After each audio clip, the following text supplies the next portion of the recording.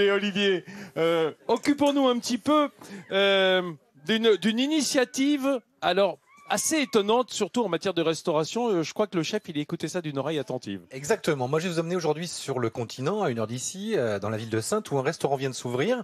Un restaurant un peu particulier, parce qu'une fois par semaine, il propose à ses clients de payer l'addition selon un prix.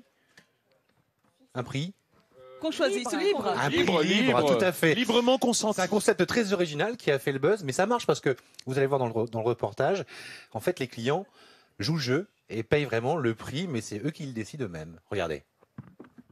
Tous les mardis midi, dans ce petit restaurant du centre de Saintes, la formule du jour est un peu spéciale. Alors je vous explique, la formule du jour, entrée plat ou plat dessert, là vous payez à l'appréciation du service et de ce que vous avez mangé. Voilà, c'est un prix libre, c'est vous qui décidez ce que vous donnez. Et oui, les gens donnent ce qu'ils veulent au moment de régler la note. Un concept venu d'Angleterre que savourent déjà les clients de cet établissement. On peut savoir ce que vous en pensez de cette formule prix libre ? Formule très originale, hein, ça fait parler un petit peu de cet établissement, le Palissy, qui à mon avis a une carte à jouer. Je l'avais vu sur les réseaux sociaux, qu'il y avait cette formule originale. Donc non, je trouve que c'est une très bonne idée et puis surtout ça change un peu l'image. Donc je pense que c'est quelque chose de très positif. Bien sûr, au moment de payer l'addition, il peut y avoir quelques instants de flottement. Mais en général, ça se passe plutôt comme ça. Vous avez décidé de payer combien, vous, finalement ? Je pense que je vais donner le prix, donc je vais donner 13 €. Donc c'est vrai que c'est un peu déroutant quand même, de ne pas savoir combien on va donner, mais voilà, je pense que je vais quand même payer le prix parce que c'est bien. Ouais. Pour le gérant de ce restaurant, la formule lui permet de fidéliser une clientèle plutôt urbaine. Ce sont des gens qui travaillent sur l'hypercentre et le centre, voire l'entour, mais surtout l'hypercentre. Donc voilà, c'est un petit peu, on veut en faire un peu leur cantine, quoi. Mais c'est surtout pour essayer de se démarquer des autres aussi. C'est certain que les menus prix libres, ça fait plus tendance que les éternels buffets à volonté. L'histoire culinaire dira s'il rencontre autant de succès.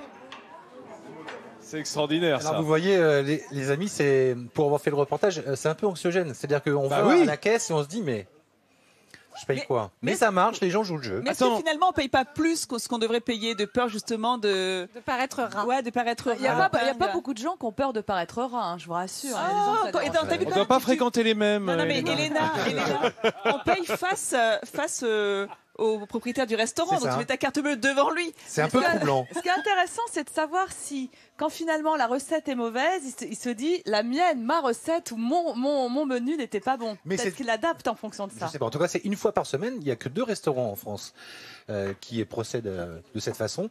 Et le concept, en fait, il vient de Grande-Bretagne. Ouais. Ça a été inventé par les Anglo-Saxons. Non, il y a une question, moi, qui me taraude, Olivier.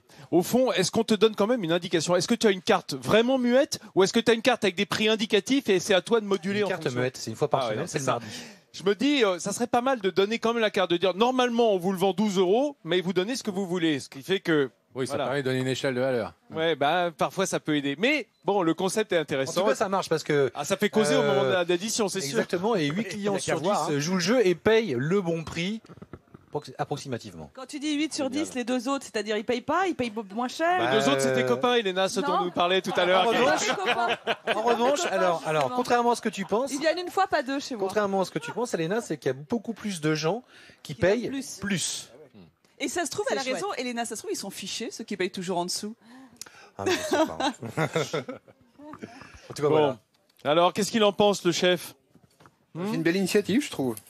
On sensibilise le client au travail fait. Oui, c'est effectivement, et puis ça fait causer, hein, ça fait buzzer, et c'est ce qu'on cherche quand même, un peu de promotion. Quand on ouvre un restaurant, forcément, on crée le buzz et forcément ça attire du monde. Écoute, moi j'ai des plus jeunes qui n'ont pas d'argent d'y aller, à des personnes plus âgées qui sont plus aisées de payer plus. C'est bien, l'équilibre se fait. J'ai vu des concepts comme ça en Grande-Bretagne, tu as raison de le dire, où par exemple on va faire une semaine gratuite, et après t'as la queue.